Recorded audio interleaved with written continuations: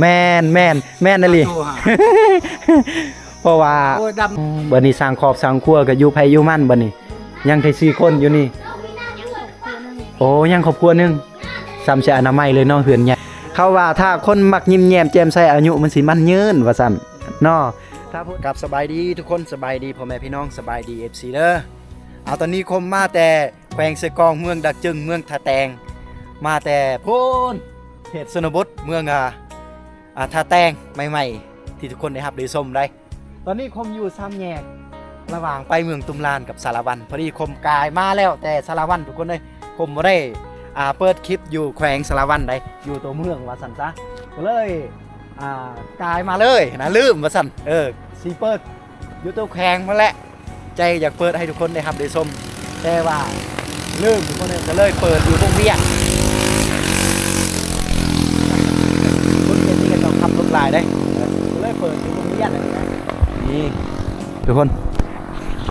3แยกตั้งแต่นี่ไปได้อยู่ต่อหน้าจะเป็นวงเวียนตั้งแต่นี่ไปฮอดทางหน้าพุ่นประมาณ31หลักก็สิไปสารวันนะตัวเมืองสารวันเลยแต่ถ้าว่าเฮาแยกไปขวามือเนาะแยกไปขวามือก็ไปตุมลานประมาณ19หลักนะประมาณนี้ระหว่างเส้นทางนี่เมื่อทางนาที่คมกำลังจะเมื่อนี่ก็คือเมื่อทางเมืองตะโอยเมืองสมวยเดี๋ยวคมจะเก็บภาพบรรยากาศก่อนสิฮอดเมืองสมวยเมืองตะโอยพุ่นตามทางนี่เห็นบ้านใดหรือว่าเหตุการณ์ที่ยังเกิดขึ้นตามทางสิ่งที่แปลกๆใหม่ๆคมจะเก็บเรื่องราวให้ทุกคนได้รับได้ชมได้เบิ่งได้เห็นนำกันทุกคนเอาตอนนี้เฮาสิเกียมถ่ายทอดวิถีชีวิตเขตชนบทอยู่เมืองตะโอยเมืองสมวยสิ้นเดิมทุกคนนะสิ้นเก่าสิ้นเดิมพูนอยู่ตะโอยสมวยตอนนี้ก็มาผู้เดียวได้เนาะ ทีมงานเพิ่นหลังจากมาแต่ดักจึงหลังจากมาแต่แขวงเสกองเพิ่นกะฝ่าเมื่อหาลูกหาเมียแน่ผู้ดีคมกับมาผู้เดียวเลยบางทีเพิ่นและเมื่อเมืองสมวยพุ่นก็สิมีน้องๆจะเป็นเบาคุยเบาเติมและก็บางทีก็พบพ่อหลายคนทีมงานเขตชนบททางพุ่นทุกคนไปนำกันเลยเราจะเก็บเรื่องราวรายละเอียดตามทางระหว่างการเดินทางผู้เดียวประมาณนี้แหละโอ้วิวแคมทางทุกคนสวยงามหลายมาสารวัตรนี่อากาศอยากร้อนแต่ว่าเฮาท้ายทอดอยู่เซกองอยู่ดักจึงพุ่นอากาศนี่เย็นทุกคนสุดยอดหลายเลยทางพุ่นเป็นตาอยากอยู่เป็นเดือนเลย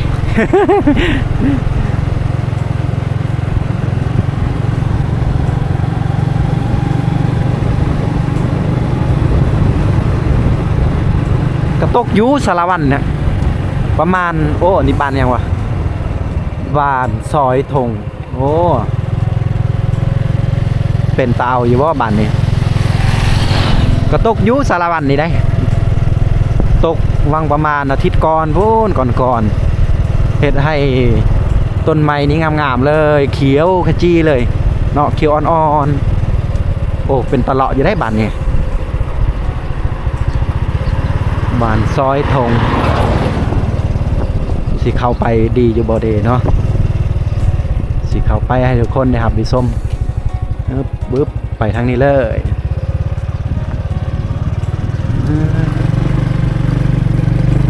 โอ้พอดีเพิ่นเฮ็ดให้ยังบ่เดตึ๊บโอ้หาจอดบนโฮมดีกว่าครั้งแรกได้เข้าบ้านนี้เลยสบายดี โอ้จอดรถอยู่นี่บ่เป็นหยังบ่แม่จอดรถอยู่นี่บ่เป็นหยังบ่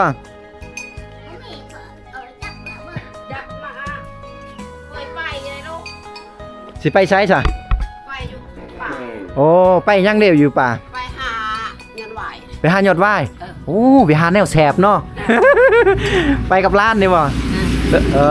ไปก็ไม่เท่าไก่ว่าบอลไปหาหยังไหว้ที่อยู่ผู ลูกมายังไงเฮ็ดอันนั้นจอดรถบ่มาลินบ้านซื่อ มาลินนะ โดยจังหน่อยก็สิเมื่อพูนทางตะโอยทางสะมวยบุญสิเมื่อ เด็ก กำลังเตรียมไปบ่นี่แม่ เนาะ เนาะนี่กับล้านนี่อีหยังไรอย่างนี้บ่มีอีหยัง แม่ โอ้เพิ่นเตรียมไปหายอดวาย แม่ยอดวายชื่อลูกลำยักชื่อละยอดวาย โอ้ถ้าถึกยามก็สิซื้ออยู่แต่ว่าตอนนี้กำลังไปเวียกอยู่โอ้อันนี้มีแต่ใบหวายเนาะเปลือกมัน เปลือก โอ้ขายลายบันไดสมมุติถ้าได้เป็นมัดบ่ เป็นมัดหันนะมัด10,000 โอ้ มัดฉันมันใหญ่หันมัดเช้า โอ้แม่นขายอย่างนี้เลยแคมทางนี้เลย อ๋อ โอ้ ไปหาขายเนาะ กินน้ำเลยเนาะ ขายก็กินนะ แมนเออ ไม่เก่งกินพูดก็กิน โอ้ บ้านเฮานี่ภาษายังแม่ภาษายังบ้านเฮานี่ บ้านเฮานี่ โดย ประชามีลุยบ้านลุยไปใจเลยบ้านลุยไปไปมองประนายไหมประนายเหตุเบอร์ตะไม้ไปประตะตะไม้ ทำไม เหล่าบ่ยอดวาย ยอดวาย เบอร์ตะไม้ โอ้ กินข้าวภาษาบ้านเฮาเอิ้นแนวใดกินข้าวจ้าโดย โอ้ ถ้าไปหายอดว่ายนี่เอิ้นแนวใดภาษาบ้านเฮา ปลาชูตะไม้ ประชวดตะไม้โอ้บ่แม่นภาษากะตั้งบ่ แม่นได้ ภาษาตะโอ้ยบ่ ชาตะอุ้ย โอ้ กระต่างเบิกเคยไหน บ่ บ่ฮู้เลย ลูกหลานไปใส่หมดเลยลูกหลาน ไปใส่หมดเลยคนอยู่เพิ่นไป เชียร์หยาเชียร์หยา เอาเสียหญ้า เชียร์หยามัน โอ้เสียหญ้ามันหลักๆนี่ก็เฮ็ดนากับมันต้นเนาะอยู่บ้านเฮาเนาะ บ่ได้ดำนา โอ้บ่ได้เฮ็ดนา เฮ็ดมีพื้นตก ฝนบ่ได้ตก แห้งแรง แห้งแล้งพุ่นทางดักจึงไปทางเสกองไปทางพุ่นนี่ฝนตกตกสองทิศแหละ ทางทางชิกง แม่นทางเสกองทางดักจึง เพราะว่าลูกมาแต่เมืองดักจึงมาแต่เสกองไปลิ้นทางพุ่นลูกเป็นคนมักเลาะมักม่วน เห็นเด็กน้อยก็ยอกเด็กน้อยเห็นผู้เฒ่าคือในนี่ก็ยอกไปเลย แม่น ถ้าเห็นผู้สาวแฮงดี ก็บ่ได้ซะแต่ว่าคนมักม่วน เขาว่าถ้าคนมักยิ้มแย้มแจ่มใสอายุมันสิมันยืนว่าซั่นเนาะถ้าผู้ใดหน้าบูดหน้าเบิงมีแต่เงาใส่ม้อยอยู่หั่นเนาะจักพญานอีสังเข้าไปแหละ คนรวย บ่แม่นดอกเนี่ยแต่ว่าคนมักม่วนก็เจ้าเอิ้นลูกนี่ถ้าเห็นบ่อนใดมีผู้สาวนี่แฮงมักม่วนแต่ว่ามีลูกมีเมียแล้วแต่ว่ามักม่วนซื่อ เฮาในบ้านเฮาในไร่ไปชาว ๆผู้สาวหลายบ่แม่ผู้สาวในบ้านเฮานี่เขาเอิ้นแนวใดแม่ จับได้ถึงค่อยเริ่มแล้ว ลืมเลยส่วนหลายเว้าแต่ภาษาลาวเลยบ่อยู่บ้านเฮาโอ้ ค่อยเริ่มแล้ว เนาะโอ้แสดงผู้สาวก็หลายอยู่เนาะบ้านเฮาเนาะโอ้หลายคือบ่เห็นว่ะ ไปหาเชียร์หยา โอ้ไปเสียหญ้าสวนหมดโอ้จังแม่นดุเนาะ ดุนะมาพ่อแม่ให้ หั่นแหละว่ะผู้สาวบ้านบางบ้านนี่นั่งอยู่เฮือนโอ้ พระเจ้าวันได้นั่งอยู่เห็นติดตะปู ก็กำหักมีจะดอกแต่ละบ้านแม่เอ้ย โดยเอาสิไปแล้ววันนี้ลูกหลานสิเลาะกันเด้อเลาะบ้านก่อนบ่เป็นหยังติโดยสุขดีมีแฮงสุขภาพแข็งแรงแม่เอ้ย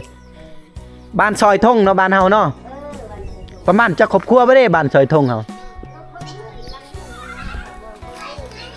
โอ้นี่โอ้ขึ้นกับเมืองตะโอยแล้วเนาะแม่เนาะโอ้น่าใกล้ๆอยู่เนาะสารวันแต่ว่าขึ้นกับตะโอยเลยนี่แขวงสารวันเมืองตะโอยบ้านซอยทงโอ้โดย เจ้าหันยูชาลอน แม่นเฮาคิดว่าบ้านนี้ขึ้นกับตะโอยขึ้นกับสารวัน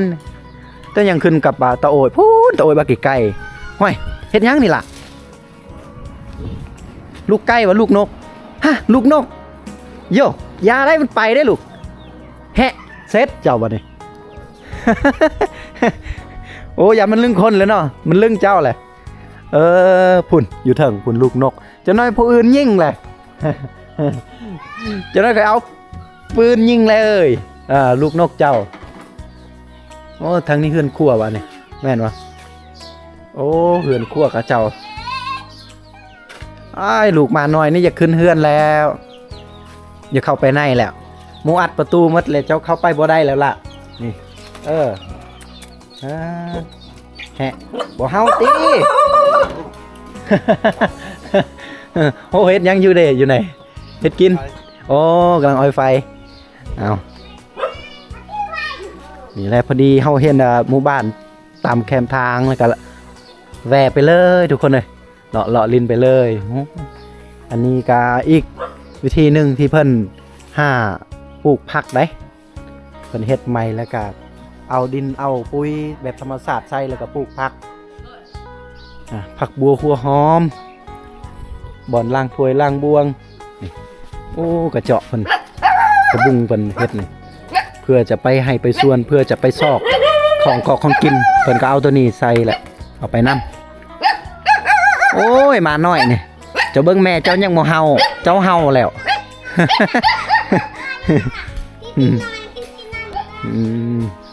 โอ้ทางนี้ก็มีเฮือนงามเด้เนาะมีเฮือนทางลุ่มกับก้อทางเทิงกับเป็นไม้แปนเพิ่นเรียกอีหยังบ่ได้อยู่นี่บ่ได้มีหยังโอ้เพิ่นน่าจะเลี้ยงหมูได้ข้างในแต่ว่าบ่เห็นแล้วโอ้มีเดินบ้านเซยนี่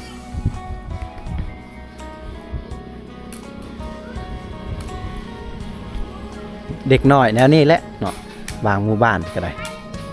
ตอนนี้ก็ยังบ่ทันได้ฮอดเที่ยงได้อยู่ประมาณ 9:00 นทุกคน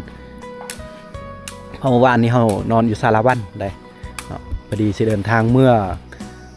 ตะโอดเมื่อสมวยพุ่นแหละเด็กน้อยนี่สร้างมีความสุขแท้ถ้าว่ายามแรงๆนี่น่าจะบ่ได้เตะเนาะจุเจ้าเนาะมีแต่ผู้ใหญ่แหละเตะเนาะ เพิ่นหาเตะเอาตอนเช้านี่เอาบ้านเพิ่นก็ใกล้กับทางดำได้ทุกคนทางนั้นก็จะเป็นทางดำขึ้นเมื่อตะโอยพุ่นเลยแล้วก็กลับมาพี่ก็เมื่อพูนเมื่อสารวันได้เมืองสารวันแขวงสารวันนั่นเองเงียบไปเลยโอ้ก็บ่พอจะได้ครอบครัวตามที่เบิ่งตามที่เห็นก็ยังมีเฮือนแบบดั้งเดิมเลยเนาะเฮือนแบบสมัยโบราณได้เฮือนไม้แปลนโอ้เฮือนนี้ใหญ่แท้เต็มแต่เฮือนไม้แปลนบ่ได้เห็นเฮือนที่แบบอ้อมแอมด้วยผ้ากระแตะหรือว่าไม้ไผ่ไม้พุ่งอย่างต่างๆสบายดีเจ้าสบายดีโอ้คักแท้เนาะกองตารางนี่เกลี้ยงเลย โดยโอ้เฮือนใหญ่เนาะจักคนเลยอยู่เฮือนนี่คือว่าใหญ่คักแท้4 คนโอ้คือเฮ็ดใหญ่อ่ะ โอ้ตอนนั้นหลายคนอยู่นำกันตัวนี้เงียบเลยสิลังเฮือน5ลังเฮือนอ๋อบัดนี้สร้างครอบสร้างครัวก็อยู่ไผอยู่มันบัดนี้ยังได้4 คนอยู่นี่โอ้ยังครอบครัวนึงซ้ำสิอนามัยเลยเนาะเฮือนใหญ่นี่ ถ้ายามบุญศีลกินทานก็ใครเอ้ยเนาะคนก็มาเต็มอยู่ดอกตัวนี้โอ้หมาเพิ่นก็ซื้อได้แล้วมาเพิ่นนี่มาตัวนี้ ดำโอ้ถ้าห้องตามซื้อเพิ่นก็สิย่านเลยดำแน่เห็นบ่ได้ไปซอกวายบ่ได้ไปซอกหาแนวกินบ่ผักพรเสียยามันยาเข้าโอ้สักเข้าปกตินี่เฮ็ดหน้าเนาะหน้ายังบ่ทันเฮ็ดหน้ายังบ่ทันได้เฮ็ดโอ้ยังบ่ทันได้ดำอ๋อบ่เป็นดำติแห้งแรงเนาะปีนี้เนาะ บัดทางไสกองทางเมืองดักจึงเมืองทะแตงฝนตกแถวว่าเฮาหาก็มาแต่พุ่นน่ะหน้าก็4-5 มื้อนั่นแหละแดดคันบ่โอ้ก็ยันแดดนี่แดดเลยก็ตามที่เพิ่นแจ้งอุตุแจ้งเพิ่นว่าแดดละแดดไปเลยแห้งแรงไปเลยตายหมดหั่นแลว่ะอุกน้ำแลเนาะประชาชนบ้านเฮาสิเฮ็ดหยังแล้วบัดนี้เฮาก็ตายหมดแม่นนี่ก็แดดเลยบ่ได้ประมาณจักหลังคาเฮือนบ้านซอยทงบ้านเฮานี่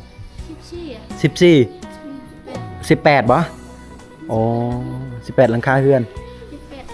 ได้อยู่ประมาณ20กว่าครอบครัวเนาะโอ้จ้าเดี๋ยวเฮาสิเลาะเล่นจังซี่ก่อนเด้อโดยขอบใจเฮาคนอยู่พุ่นแหละจะโตอีสมวยสิเมื่อทางพุ่นเลยโดย โอ้อันนี้เห็นโอ่งน้ำเพิ่นเก็บแมนเพิ่นเก็บอ่างน้ำโอ่งน้ำทุกคนเนาะคือสมัยดั้งเดิมสมัยตะกี้โอ้ย้อนยุคตะกี้ก็ยังมีให้เห็นบ้านเฮาบัดน้ำได้ไปเอาอยู่ไสน้ำโอ้น้ำบัดด้านเอาโอ้โดยก็ถือว่าน้ำก็สะดวกสบายอยู่เนาะบ้านเฮาเนาะเนาะก็สิมีห้องน้ำสะอาดที่เพิ่นใส่ได้สิ่งที่เราเห็นแบบเพิ่นเฮ็ดอยู่ต่อหน้านี้บ่แม่นอันอื่นเพิ่นจะปลูกผักปลูกหญ้าหยังต่างๆนี่โอ้ผักบัวหอมเพิ่นปลูกเป็นที่เรียบร้อยกินแล้วอันนี้กำลังสิปลูกใหม่อีกเพราะว่ามันเบิดแล้วตัวนี้นี่แหละเพื่อนแบบสไตล์ชนเผ่าเลยได้เนาะแต่ว่าเพิ่นว่าเป็นภาษาตะโอ้ยบ้านเพิ่นแต่ว่าเขาฟังสำเนียงบ้านเพิ่นนี่แตกต่างกับอยู่เมืองตะโอ้ยไปทางปูนได้เขตชนบทที่เขาเคยไปเคยฟังนะสำเนียงเลยกับบางคำเขาเข้าใจและบางคำนี่บ่เข้าใจเพิ่นเว้าคือเพิ่นเว้าแหละประมาณ18หลังคาเรือนถ้าเป็นครอบครัวกับชาวกลัวครอบครัวอะไรสุดเลยทำนี่ทุกคนโอ้แต่ละหลังคาเรือนก็มีรถไถเนาะนี่ว้าวสุดยอดเลยเต็มรถไถติดกับทางดำนี่ทุกคนเนาะทางนั้นจะเป็นทางดำเฮากับผ่านนะแต่ละเถื่อทุกคนเลยเฮากับบ่ได้บ่เคยเข้าไปเล่นบ้านเพิ่นอยู่ข้างในแบบนี้ผ่านมีแต่แนมเบิ่งซื่อๆนะมื้อนี้ก็ตัดสินใจเข้าไปในแล้วก็ฝากตอนให้ทุกคนได้รับได้ชมโอ้จังแม่นเย็นคักแท้อยู่นี่เพิ่นมีหมอกม่วงใหญ่ๆเพิ่นบ่ได้ตัดเพิ่นอนุรักษ์ไว้เลยเฮ็ดให้มันเก็บบรรยากาศได้เย็นคักแน่บ้านเพิ่นก็สิมีอ้อมหอบนี่ต้นมากม่วงต้นมากซีดาต้นมากพร้าวต้นมากมีสิ่งที่กินหมากได้หมดบ้านเพิ่นเก็บไว้เนาะสุดยอดเวลายามเป็นหมากเป็นยามมันทุกคนเนาะลูกหลานเพิ่นก็สิได้ไปเก็บได้นี่ก็ดีได้นะบางหมู่บ้านนี่บ่มักคมนะอันนี้อะไรเลยทุกคนเฮาไปบางหมู่บ้านบางชนบทบ่มักนี่ต้นไม้แบบนี้เพิ่นก็สิตัดอยากให้แบบมันแปลนลงไปเลยแนมเห็นใกล้ๆไปทางพุ่นบ่ให้อีหยังบังไปเลยว่าซั่นเอาจริงๆคมกับมักแบบนี้ได้มักแบบมีต้นไม้ที่กินมากหรือว่าบ่กินมากก็ได้ถ้าเป็นห่มนะมันเก็บห่มให้เฮาได้ดีตัวนี้คมมักเซตทางพุ่นเด็กน้อยให้แหละเด็กน้อยย่านเลยทางพุ่น เอาเกี่ยวกับมากขึ้นทางนี้มาเบิ่งเด็กน้อยเตะต่อนี่โอ้ยเตะต่อแต่เว้นแท้ละโอ้เยี่ยมคือเงียบมดประชาชนบ้านเฮาไปใส่มดเพาะโอ้ยไปดำหน้าโอ้โดยสบายดีเอ้าก็เรียกว่าแห้งแล้งบ่ได้มีน้ำก็ยังมีน้ำเฉยบ่หรือว่าเพิ่นโป้มเอาวะโอ้ไก่ห้วยเนาะดูดเอาเลยโป้มเอาเลยนั่นเลยดำเนาะแมนมันมีแนวบัดทางแขวงเซกองไปทางพุ่นนี่เมืองดักจึงนี่ตกเอาแถวว่าทางพุ่นนั่นแถวว่าแมนอากาศเย็นหนาวอีกได้ ทุกปีสารวันเฮากับประมาณนี้แหละเนาะทุกปีก็อยากแห้งแรงแน่จักหน่อยฮ้อนก็ซ่องซ่ามมื้อที่ผ่านมานี่แหละอากาศเย็นแน่จักหน่อยโดยแบบทางเมืองเพื่อนเขาว่าดำเลยบางว่าพ่นบ่ตกโอ้แม่นนั่นลิเพราะว่าโอ้ดำเลยว่าตายแม่นพ่นบ่ตกแม่นมันแห้งแรงไปเลยแดดไปเลยก็ประมาณนั้นแหละกาก็เหยียกใต้แล้วนั่นก็คือว่าผ่าอันเดียวกันมันตกแบบขากันแม่นนี่นะสารวัตรเฮาใกล้ๆกับเขตเมืองทางอีหยังว่าเมืองทางท่าแต้งเขตพูนทางนั้นน้ำทงนาในข้างคาเต็มเลยทางนั้นสารวัตรเดียวกันนี่ ฝนฟ้าอากาศมันเลือกเนาะมันเลือกบ้อนช่ำคนเฮากันเนาะคนเฮากันเลือกเอา เลือกเอาผู้งามๆคือเตกี้มันตกพอไปแม่นเนาะบางบ่โดย โอ้ยเด็กน้อยนี่ลิ้นคักแท้พ่อแม่ก็เจ้าก็ไปสวนไปหน้าเพิ่นเลยเนาะไปให้โอ้ เฮ็ดแล้วมันมีบ่เฮ็ดก็บ่ได้เฮ็ดจำนั้นนะ แม่ เฮ็ดก็บ่พอได้กินนะกันนี่ แม่นเอาจักสันเลยเด้อพอเด้อขอบใจเอาโชคดีมีแฮงเจ้าลูกหลานสิเลาะพูนเลาะลิ้นละเมื่อทางตะโอยเมื่อทางสมุยพูนเลยเอาทุกคนเอาสำหรับคลิปวิดีโอเฮามาแต่แขวงเซกองมาแต่ดักจึงมาแต่ท่าแตงกะเฮาได้มาแวะในบ้านซอยทงเมืองตะโอยทำอิฐผมคิดว่าบ้านเพิ่นนี่จะขึ้นกับเมืองสารวันเลยแต่ว่าขึ้นกับเมืองตะโอยแขวงสารวันอยู่แต่คมกับสิเมื่อพูนเขตชนบทเมืองตะโอยเมืองสมุยไปพุ่นเลยก็สิได้ฮับได้ส้มทางพุ่นอีกในไวๆนี่ทุกคนสำหรับคลิปนี้ก็บ่ได้มียังฝากตอนธรรมชาติและวิถีชีวิตชาวบ้านซอยทงได้เป็นวิถีชีวิตที่เรียบง่ายและแบบดังเดิมเฮือนซานบ้านแป้นเพิ่นก็มีแต่ว่าลังไม่แป้นใดบ่มีแบบผ้าอ้อมแอมกระแตะคือตะกี้และบ้านเพิ่นนี่บ่ได้ตำเข้าคือสมัยดังเดิมตะกี้ได้บ้านเพิ่นนี่พัฒนาไปหลายเติบก็หลุดพ้นจากความทุกข์ก็อีกระดับหนึ่งแล้วคือเขตชนบททางพุ่นนี่เห็นเฮือนไม่ผ้ากระแตะอ้อมแอมบ้านเพิ่นนี่มีน้ำจะเป็นน้ำบาดาลแล้วก็น้ำก๊อกอย่างต่างๆทุกคนเลยแล้วก็อาชีพเฮ็ดสวนมันต้นแล้วก็เฮ็ดนาละช่วงนี้เพิ่นก็เฮ็ดให้แน่เล็กน้อยก็ปกติเพิ่นก็สิเฮ็ดนาแต่ว่าช่วงที่ว่าแห้งแล้งว่าซั่นปีนี้มันแห้งแล้งเพิ่นก็เลยเฮ็ดให้ประคองเอาสำหรับคลิปวิดีโอนี้ก็ขอสิ้นสุดเพียงเท่านี้เด้อทุกคนเด้อเฮาพบวิดีโอถัดไปในชนบทเมืองตะโอยเมืองสะมวยไปกันเลยทุกคน